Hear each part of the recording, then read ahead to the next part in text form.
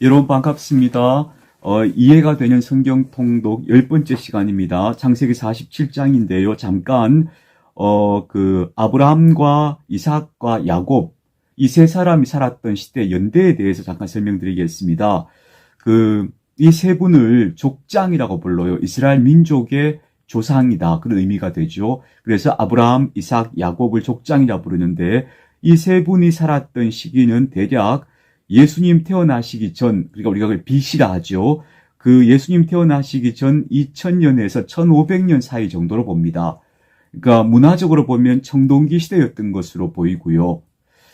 그리고 이스라엘 사람들이 애굽으로 들어갔던 그런 시기는 대략 한 주전 1700년경이 아닐까라고 주로 예측이라고 보다는 추정하는 거죠. 그렇게 추정합니다.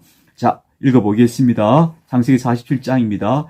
요셉이 바로에게 가서 고하여 이르되 내 아버지와 내 형들과 그들의 양과 소와 모든 소유가 가나안 땅에서 와서 고센 땅에 있나이다 하고 그의 형들 중 5명을 택하여 바로에게 보이니 바로가 요셉의 형들에게 묻되 너희 생업이 무엇이냐? 그들이 바로에게 대답하되 종들은 목자이온데 우리와 선조가 다 그러하니이다 하고 그들이 또 바로에게 고하되 가나안 땅에 기근이 심하여 종들의 양떼를 칠 것이 없기로 종들이 이곳에 거류하고자 왔사오니 원하건대 종들로 고센 땅에 살게 하소서. 여기 보면 거류하고자 왔사오니 하고 돼 있죠. 이건 무슨 뜻인가 하면 잠시 머물겠습니다 라는 뜻입니다. 그러니까 애굽에 정착하겠다는 의도는 없다는 것을 분명히 하고 있죠. 바로가 요셉에게 말하여 이르되 내 아버지와 형들이 내게 왔은즉 애굽 땅이 내 앞에 있으니 땅의 좋은 곳에 내 아버지와 내 형들이 거주하게 하되 그들이 고센 땅에 거주하고 그들 중에 능력 있는 자가 있거든 그들로 내 가축을 관리하게 하라. 요셉이 자기 아버지 야곱을 인도하여 바로 앞에 서게 하니 야곱이 바로에게 축복하며 바로가 야곱에게 묻되 내 나이가 얼마냐? 야곱이 바로에게 아뢰되 내 나그네 길의 세월이 130년이니이다. 내 나이가 얼마 못되니 우리 조상의 나그네 길에 연주에 미치지 못하나 험악한 세월을 보내었나이다 하고 야곱이 바로에게 축복하고 그 앞에서 나오니라. 보통 우리가 연장자에게 대우하는 어떤 하나 인사가 연세가 어떻게 되십니까? 이렇게 묻잖아요. 이제 바로가 그렇게 물은 거예요. 그랬더니 야곱이 대답하기를 내 나그네 길의 세월이 130년입니다. 그러나 얼마 되지 못합니다. 이러면서 그렇지만 험악한 세월을 살았습니다. 라고 말하는데 이것은 야곱의 개인의 삶이 참 파란만장했다는 것을 의미하는 것이기도 하고 아브라함과 이삭과 야곱 이 세 사람 족장들의 삶이 계속해서 정착하지 못하고 떠도는 즉 하나님의 약속만을 믿고 그 약속의 실현을 바라보며 살아왔던 그런 세월을 살았다는 것을 함축적으로 의미하는 표현이기도 합니다. 요셉이 바로의 명령대로 그의 아버지와 그의 형들에게 거주할 것을 주되 애굽의 좋은 땅 람셋을 그들에게 주어 소유로 삼게 하고 자, 이 람셋이 어딘가 하면 앞에는 고센이라 했잖아요. 고센은 그 지역 이름이에요. 그 지역 이름이 고센이고 그 고센이란 지역에 있는 어떤 성이 람셋인 거예요. 근데 여기가 어디로 추정되는가 하면요. 당시 힉소스족이 다스렸다 했잖아요. 힉소스족의 수도가 아바리스라고 하는 옛 성이 있었는데 그곳이 나일강의 하구에 있어요. 이 아바리스 인근에 람셋이 있었을 것이다. 혹은 이 아바리스가 람셋이었을 것이다. 이렇게 보기도 해요. 어쨌든 애굽의 수도 근처 혹은 그 근교에 그들이 거할 땅을 얻었다라고 볼 수 있고요. 이곳은 바로 나일강 하구예요. 나일강이 어떤 강인가 하면 세계에서 가장 긴 강이라고 알려져 있거든요. 실측하는 그 방법에 따라서 조금 그 견해가 다르기도 하지만 그래도 일반적으로 나일강이 세계에서 제일 길다고 보는데 어느 정도 긴가 하면요. 아프리카의 중반부에서부터 발원해요. 그래서 이게 쭉 북쪽으로 흘러요. 나일강은 남에서 북으로 흐르는 강이에요. 특이하죠? 대개 강들이 북에서 남으로 많이 흐른다고 우리 생각하는데 나일강은 남에서 북으로 흘러요. 북으로 흘러서 지중해로 들어가거든요. 근데 그 거리가 아프리카의 절반 정도에 해당해요. 그리고 그 하구가 그 나일강의 하류 부분이 이집트 지역이 땅이에요. 근데 람셋과 고센 지역은 바로 이 나일강 하구에 위치하고 있어요. 그러니까 이곳이 매우 비옥한 땅인 거죠. 또 그의 아버지와 그의 형들과 그의 아버지 온 집에 그 식구를 따라 먹을 것을 주어 복량하였더라. 기근이 더욱 심하여 사방에 먹을 것이 없고 애굽 땅과 가나안 땅이 기근으로 황폐하니 요셉이 곡식을 팔아 애굽 땅과 가나안 땅에 있는 돈을 모두 거두어 들이고 그 돈을 바로의 궁으로 가져가니 애굽 땅과 가나안 땅에 돈이 떨어진지라. 애굽 백성이 다 요셉에게 와서 이르되 돈이 떨어졌사오니 우리에게 먹을 거리를 주소서 어찌 주 앞에서 죽으리이까. 그러니까 애굽으로 모든 부가 집중되고 있다는 걸 보여줘요. 애굽이 지금 굉장히 강대해지고 부유해졌다. 이 기근을 잘 대처한 덕분에 그렇게 말하고 있는 거죠. 요셉이 이르되 너희의 가축을 내라. 돈이 떨어졌은즉 내가 너희의 가축과 바꾸어 주리라. 그들이 그들의 가축을 요셉에게 끌어오는지라. 요셉이 그 말과 양떼와 소떼와 나귀를 받고 그들에게 먹을 것을 주되 곧 그 모든 가축과 바꾸어서 그 해 동안에 먹을 것을 그들에게 주니라. 이것은 가축으로 양식을 대신했다는 의미보다는 그 가축들을 담보물로 삼았다라고 하는 의미일 거예요. 그 해가 다가고 새 해가 되며 무리가 요셉에게 와서 그에게 말하되 우리가 주께 숨기지 아니하나이다. 우리의 돈이 다하였고 우리의 가축대가 주께로 돌아갔사오니 주께 낼 것이 아무것도 남지 아니하고 우리의 몸과 토지뿐이라. 우리가 어찌 우리의 토지와 함께 주의 목전에 죽으리이까. 우리 몸과 우리 토지를 먹을 것을 주고 사소서. 우리가 토지와 함께 바로의 종이 되리니 우리에게 종자를 주시면 우리가 살고 죽지 아니하고 토지도 황폐하게 되지 아니하리이다. 그러므로 요셉이 애굽의 모든 토지를 다 사서 바로에게 바치니 애굽의 모든 사람이 이 기근에 시달려 각기 토지를 팔았습니다. 땅이 바로의 소유가 되니라. 이것은요, 애굽의 체제를 말해줘요. 실제로 애굽은 모든 땅의 국토의 소유자가 파라오, 애굽의 바로다라고 하는 어떤 그런 국가적 개념을 갖고 있는 나라예요. 자장농, 자유농민이 없는 거예요. 모든 사람은 다 파라오가 준 땅에서 소작을 하는 사람들이다 하는 개념이 애굽 사람들의 농지 개념이거든요. 그것을 이제 그 기원이 어디서부터 시작되었는가 하는 걸 이렇게 묘사해 주는 것이죠. 애굽이란 땅은 원래 나일강이 마르지 않기 때문에 굉장히 비옥한 땅이에요. 잠깐 설명드리자면 나일은 어떤 강인가 하면요. 나일이란 이름 자체가 그냥 강이란 뜻이에요. 왜냐하면 그 시대 사람들은 강은 나일강밖에 본 것이 없으니까 그냥 나일은 강인 거예요. 근데 나일강은 정기적으로 범람을 해요. 정기적으로 범람한다는 건 예측이 가능하다는 거예요. 강물이 언제 범람하는가 예측이 가능하기 때문에 이 사람들은 강물이 범람하지 않는 지역에다가 집을 짓고 또 강물이 범람했다가 물이 다시 빠지면 그 땅이 굉장히 비옥해져요. 왜냐하면 강에 있던 여러 가지 있던 퇴적물들이 다 이쪽으로 그 땅으로 들어오는 거예요. 그러니까 그 비옥한 땅에다가 농사를 짓는 거예요. 그러니까 땅이 물이 언제 범람했다, 언제 빠진다는 걸 알기 때문에 그 시기에 맞추어서 그 비옥해진 땅에다가 농사를 지으니까 나일강 유역은 항상 비옥한 땅이었던 거예요. 그런데 문제는 이 기근은 나일강이 마를 정도의 기근이었던 거예요. 굉장히 예외적 상황인데 이 예외적 상황에서 애굽의 토지제도, 애굽의 모든 어떤 그 국가적인 어떤 근간이 이때 이제 변화를 겪게 되고 이때 이렇게 형성되어졌다 하는 것을 얘기하는 것이죠.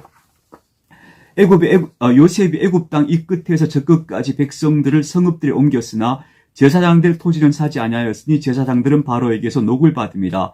바로가 주는 녹을 먹음으로 그들이 토지를 팔지 않았음이었더라. 요셉이 백성에게 이르되 오늘 내가 바로를 위하여 너희 몸과 너희 토지를 샀노라. 여기 종자가 있으니 너희는 그 땅에 뿌리라.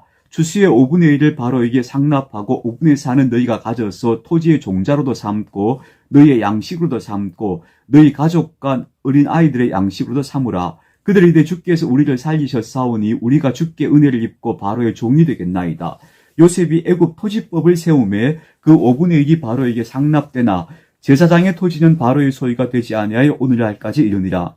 이스라엘 자손이 애굽 고센 땅에 거주하며 거기서 생업을 하고 생육하고 번성하였더라. 자, 여기 애굽 토지법 가운데 그 소출의 5분의 1이 바로에게 바쳐지고 나머지는 그 백성들의 소유가 되는 거잖아요. 이건 굉장히 관대한 거예요. 이게 5분의 1만 세금으로 내면 되는 거예요. 이건 현대적으로 봐도 굉장히 관대한 그런 그 제도였다고 봐요. 실제로 우리 조선시대 같은 경우에는 소작을 하는 사람들이 소작료를 7대 3으로 그 땅 쥐주가 가져가는 경우, 이런 경우도 많았다고 하니까 이런 5분의 1 정도면 이건 굉장히 관대한 법이었다고 볼 수 있고요. 이에 비해서 또 이스라엘은 세제가 어떻게 되는가 하면 10분의 1이잖아요. 11조잖아요. 그러니까 이건 훨씬 더 관대한 세제였던 거죠. 그러니까 이런 것들을 보면 성서가 그려내고 있는 세계, 성서가 우리에게 비전으로 제시하는 세계가 얼마나 멋진 세계인가 하는 것을 알 수가 있죠. 야곱의 애굽 땅에 17년을 거주하였으니 그의 나이가 147세라. 이스라엘의 죽을 날이 가까우며 그의 아들 요셉을 불러 그에게 이르되 이제 내가 네게 은혜를 입었거든 청하노니 네 손을 내 허벅지 아래에 넣고, 여기는 이제 사타구니를 말해요. 맹세할 때 하는 방법이에요. 인애와 성실함으로 내게 행하여 애굽에 나를 장사하지 아니하도록 하라. 내가 조상들과 함께 눕거든 너는 나를 애굽에서 메어다가 조상의 묘지에 장사하라. 요셉이 이르되 내가 아버지의 말씀대로 행하리이다. 이게 이제 족장들의 비전을 보여주는 거예요. 어떤 경우에도 그 약속을 놓지 않고 있고 약속이 실현될 것을 바라보고 있는 거죠. 야곱이 또 이르되 내게 맹세하라 하며 그가 맹세하니 이스라엘의 침상머리에서 하나님께 경배하니라. 창세기 48장입니다. 이후에 어떤 사람이 요셉에게 말하기를 내 아버지가 병들었다 하므로 그가 곧 두 아들 므낫세와 에브라임과 함께 이르니, 어떤 사람이 야곱에게 말하되 내 아들 요셉이 내게 왔다 하매 이스라엘이 힘을 내어 침상에 앉아 요셉에게 이르되 이전에 가나안 땅 루스에서 전능하신 하나님이 내게 나타나사 복을 주시며 내게 이르시되 내가 너로 생육하고 번성하게 하여 내게서 많은 백성이 나게 하고 내가 이 땅을 내 후손에게 주어 영원한 소유가 되게 하리라 하셨느니라. 내가 애굽으로 와서 내게 이르기 전에 애굽에서 내가 낳은 두 아들 에브라임과 므낫세는 내 것이라. 루벤과 시므온처럼 내 것이 될 것이요 이들 후에 내 소생은 내 것이 될 것이며 그들의 유산은 그들의 형의 이름으로 함께 받으리라. 내게 대해서는 내가 이전에 밧단에서 올 때 라헬이 나를 따르는 도중 가나안 땅에서 죽었는데 그곳은 에브라까지 길이 아직도 먼 곳이라. 내가 거기서 그를 에브라 길에 장사하였느니라. 에브라는 곧 베들레헴이라. 이스라엘이 요셉의 아들들을 보고 이르되 이들은 누구냐? 요셉이 그의 아버지에게 아뢰되 이는 하나님이 여기서 내게 주신 아들들이니이다. 아버지가 이르되 그들을 데리고 내 앞으로 나오라. 내가 그들에게 축복하리라. 이스라엘의 눈이 나이로 말미암아 어두워서 보지 못하더라. 요셉이 두 아들을 이끌어 아버지 앞으로 나아가니 이스라엘이 그들에게 입맞추고 그들을 안고 요셉에게 이르되 내가 내 얼굴을 보리라고는 생각하지 못하였더니 하나님이 내게 내 자손까지도 보게 하셨도다. 야곱의 감격스러운 장면이죠. 그런데 여기서 이제 므낫세와 에브라임이 요셉의 두 아들인데 이스라엘 지파에서 므낫세와 에브라임은 각각 한 지파가 됩니다. 그러니까 요셉의 12아들 중에 요셉은 지파명이 요셉의 지파는 없고 므낫세 지파, 에브라임 지파 이래서 12지파가 되는 거예요. 그럼 그렇게 되면 13지파 아니에요 할 수 있잖아요. 근데 12지파라고 계산할 때 레위 지파를 빼요. 그러니까 레위 지파를 빼고 에브라임과 므낫세를 넣어서 12지파 이렇게 부르는 거예요. 그러니까 요셉은 지파명이 아닌 거예요. 요셉이 아버지의 무릎 사이에서 두 아들을 물러나게 하고 땅에 엎드려 절하고 오른손으로는 에브라임을 이스라엘의 왼손을 향하게 하고 왼손으로는 므낫세를 이스라엘의 오른손을 향하게 하여 이끌어 그에게 나아가매. 왜냐하면 므낫세가 장자니까 장자를 아버지의 오른손 쪽으로 데려가고 차자인 에브라임을 아버지의 왼손 쪽으로 데려가는 거예요. 요셉의 생각이 당연히 장자 우선이잖아요. 이스라엘이 오른손을 펴서 차남 에브라임의 머리에 얹고 왼손을 펴서 므낫세의 머리에 얹으니 므낫세는 장자라도 팔을 엇바꾸어 얹었더라. 근데 야곱이 팔을 이렇게 엇바꾸어서 오히려 반대로 얹은 거예요. 그가 요셉을 위하여 축복하여 이르되 내 조부 아브라함과 아버지 이삭이 섬기던 하나님, 나의 출생으로부터 지금까지 나를 기르신 하나님, 나를 모든 환난에서 건지신 여호와의 사자께서 이 아이들에게 복을 주시오며 이들로 내 이름과 내 조상 아브라함과 이삭의 이름으로 칭하게 하시오며 이들이 세상에서 번식되게 하시기를 원하나이다. 요셉이 그 아버지가 오른손을 에브라임의 머리에 얹은 것을 보고 기뻐하지 아니하여 아버지의 손을 들어 에브라임의 머리에서 므낫세의 머리로 옮기고자 하여 그의 아버지에게 이르되 아버지여 그리 마옵소서. 이는 장자이니 오른손을 그의 머리에 얹으소서 하였으나 그의 아버지가 허락하지 아니하며 이르되 나도 안다 내 아들아 나도 안다. 그도 한 족속이 되며 그도 크게 되려니와 그의 아우가 그보다 큰 자가 되고 그의 자손이 여러 민족을 이루리라 하고 그날에 그들에게 축복하여 이르되 이스라엘이 너로 말미암아 축복하기를 하나님이 내게 에브라임 같고 므낫세 같게 하시리라 하며 에브라임을 므낫세보다 앞세웠더라. 재밌죠? 그러니까 원래 므낫세가 장자인데 야곱은 축복을 에브라임을 더 크게 축복해 주는 거예요. 그래서 요셉이 이거 아니에요 했더니 야곱이 안다. 그러면서 또 에브라임을 더 크게 축복하는 거죠. 자, 성경은 이 재밌는 부분이 있는데요. 보세요, 여러분. 성경에서는 장자 우선의 원칙이 계속 무너져요. 왜 고대 사회에서 장자의 우선의 원칙을 세웠는가 하면 이런 이유가 있다고 그래요. 고대 사회는 서로 생존하기가 어렵잖아요. 여러 민족들이 서로 대립하기도 하고 하니까 어떤 재산과 힘을 다 장자 한 사람에게 몰아주는 거예요. 그럼 이 장자가 그걸 가지고 이게 강한 사람이 되잖아요. 그러면 이제 그 자기 일족을 보호할 수 있는 거예요. 근데 이걸 만약에 균등하게 분배해버리면 강한 사람이 없어지잖아요. 다 똑같아지고 올망졸망해야 되는 거예요. 그럼 보호자가 없어지는 거예요. 그래서 그 일족을 보호하기 위해서 한 사람에게 몰아주는 것이 장자 계승의 원칙이 된 거예요. 그런데 성경은 그 장자 계승의 원칙이 계속 무너져요. 가인이 장자였지만 가인이 아니고 나중에 세 번째 태어난 셋이 계통을 이어봤죠. 또 장자이던 이스마엘이 아니고 이삭이 계통을 이어봤고요. 장자이던 에서가 아니고 야곱이 이어받아요. 그리고 장자이던 루벤이 사실은 몰락하고 유다와 요셉이 오히려 더 큰 역할을 하잖아요. 그리고 여기서도 또 므낫세가 아니고 에브라임이에요. 이걸 성경이 이런 이야기를 들려주고 있는 것은 굉장히 큰 에너지예요. 무슨 에너지인가 하면요. 세상 사람들이 정의해 놓은 계층 질서를 언제라도 뒤엎을 수 있는 에너지. 그 에너지와 기운이 이 성경 밑바닥에 흐르고 있는 거예요. 그러니까 이 성경이 어떤 사람들에게 예컨대 억압을 받거나 이렇게 계층적 질서 안에서 고통당하는 사람들에게는 굉장히 큰 메시지로 다가오는 거죠. 그래서 일제시대 때 우리 민족이 기독교가 폭발적으로 성장했던 이유도 기독교가 가지고 있는 성경이 가지고 있는 이런 내면의 에너지, 이 계층 질서를 뒤엎는 에너지, 이런 에너지가 사실상 사람들에게 많이 작용했다고 볼 수 있어요. 자, 계속 읽습니다. 이스라엘 요셉에게 또 이르되 나는 죽으나 하나님이 너희와 함께 계시사 너희를 인도하여 너희 조상의 땅으로 돌아가게 하시려니와 내가 내게 내 형제보다 세겜 땅을 더 주었으니 이는 내가 내 칼과 활로 아모리 족속의 손에서 빼앗은 것이니라. 이 부분 이상하죠. 언제 야곱이 세겜 땅을 빼앗은 적이 있어요?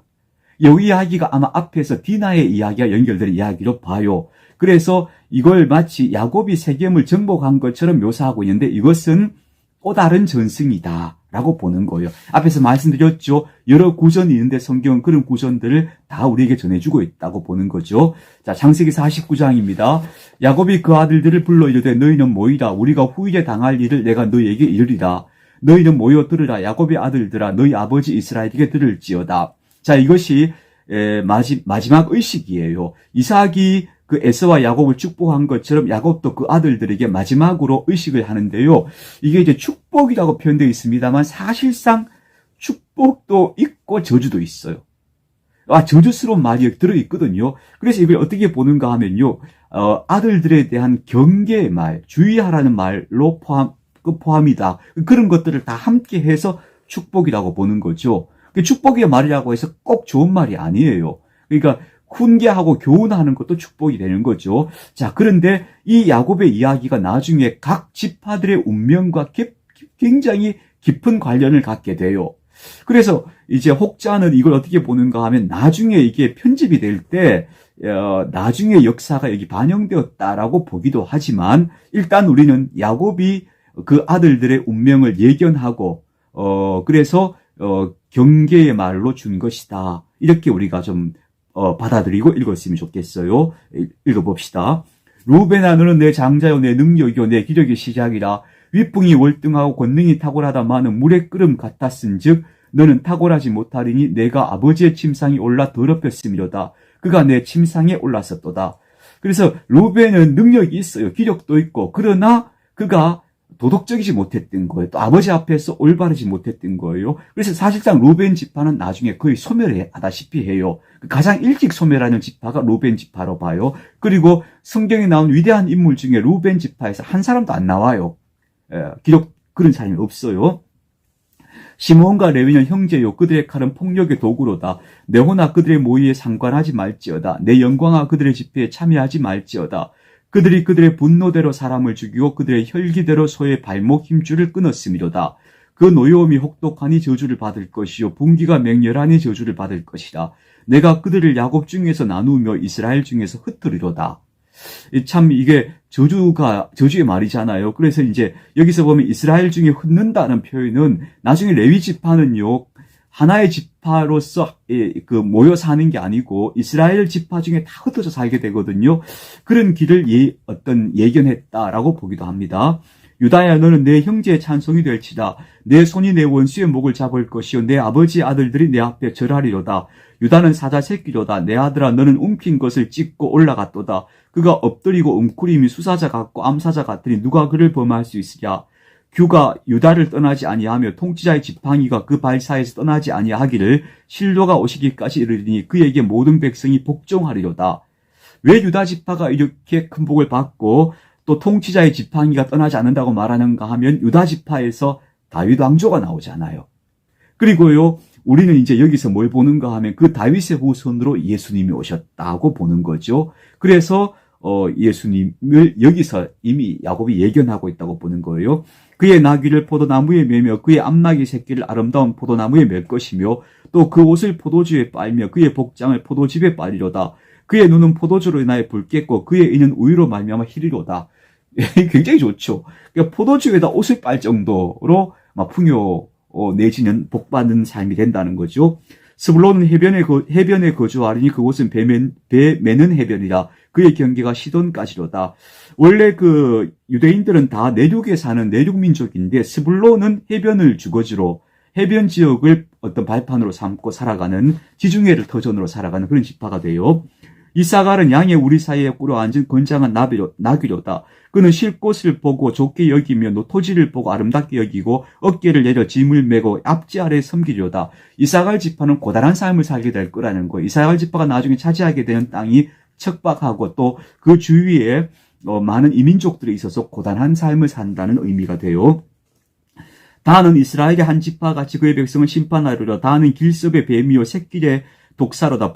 말굽을 물어서 그의 탄자를 뒤로 떨어지게 하리로다. 이 단 지파가 가장 북쪽에 올라가서 자기 지파의 땅을 얻거든요. 그때 다는 마치 뱀처럼, 뱀은 아주 작지만 한 번에 물어서 독을 뿜어서 이제 상대를 무너뜨리잖아요. 그런 식으로 강대한 적을 무너뜨리면서 자기 주거지를 확보했다는 의미가 되는 거예요. 여호와의 나는 주의 구원을 기다리나이다. 이 말은 이제 이 아들들에게 하나님 축복하소서, 주여 구원하소서, 이런 어떤 후렴구 같은 게 들어간 거죠. 갓은 군대의 추격을 받으나 도리어 그 뒤를 추격하리로다. 갓 지파는 외적의 많은 침입을 받아요. 그래서 싸움이 잦을 거라는 걸 얘기하는 거고요. 아셀에게서 나는 먹을 것은 기름진 것이라. 그가 왕의 수라상을 차리려다. 압셀 지파의 거주지는 풍요한 땅이었다는 거예요. 땅이 되죠. 납달리는 노인 암쌌습니다. 아름다운 소리를 바라는도다. 납달리 지파는 뭘로 유명한가 하면요, 학문으로 유명한 지파가 돼요. 그래서 아름다운 소리, 지혜로운 소리를 바란다는 것을 예견하고 있고요. 요셉은 무성한 가지고 샘 곁에 무성한 가지라. 그 가지가 담을 넘었도다. 활 쏘는 자가 그를 학대하며 적개심을 가지고 그를 쏘았으나 요셉의 활은 도리어 굳세며 그의 팔은 힘이 있으니 이는 야곱의 전능자 이스라엘의 반석이 목자의 손을 힘입읍니다. 내 아버지의 하나님께로 말미암나니 그가 너를 도우실 것이요 전능자로 말미암나니 그가 내게 복을 주실 것이라.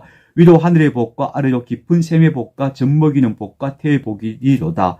내 아버지의 축복이 내 선조의 축복보다 나아서 영원한 산이 하늘씀같이 이 축복이 요셉의 머리로 돌아오며 그 형제 중 뛰어난 자의 정수리로 돌아오리로다. 요셉은 큰 복을 받죠. 아버지에게서 정말 사랑을 받은 아들이죠. 베냐민은 물어뜯는 일이라. 아침에는 빼앗은 것을 먹고 저녁에는 움킨 것을 나누리로다. 이거는 우리는 일이라고 하면 어떤 야비한 느낌이 들지만 이거는 용기와 호전성이 있다는 것을 의미하는 거예요. 이들은 이스라엘 12지파라. 이와 같이 그들의 아버지가 그들에게 말하고 그들에게 축복하였으니 곧 그들 각 사람의 분량대로 축복하였더라. 이 말 의미가 있죠. 분량대로.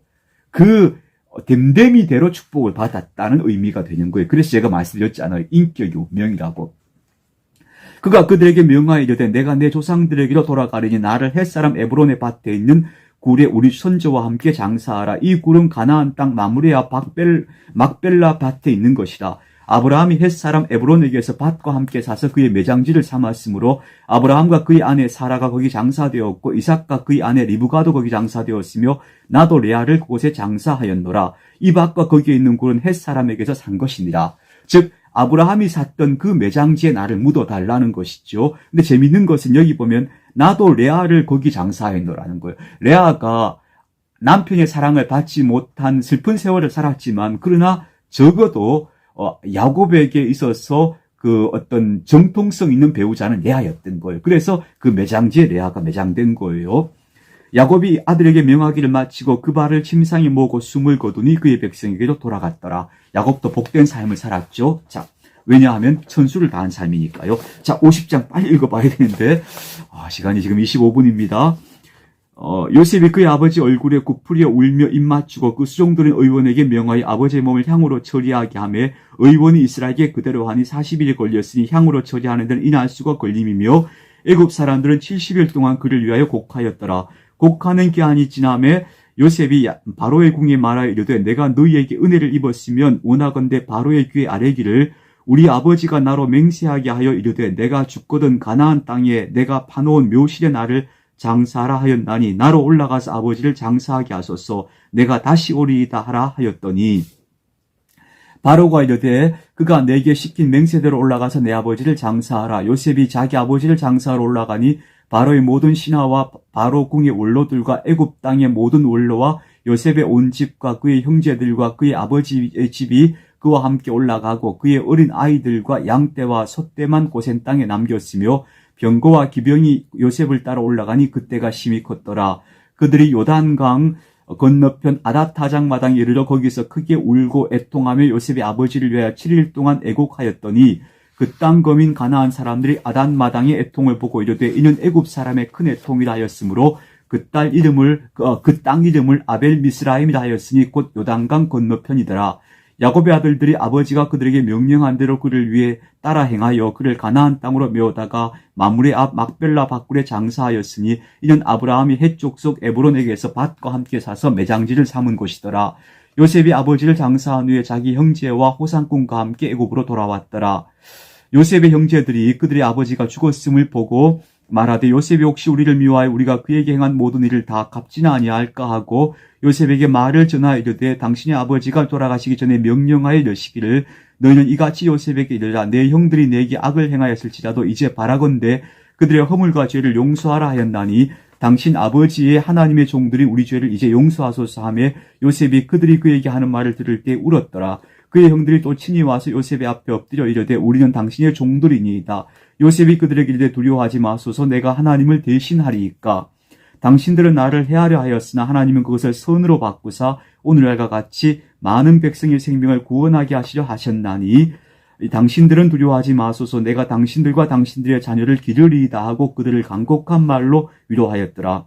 요셉이 그의 아버지의 가족과 함께 애굽에 거주하여 110세를 살며 에브라임의 자손 3대를 보았으며 므낫세 아들 마길의 아들들도 요셉의 스라에서 양육되었더라.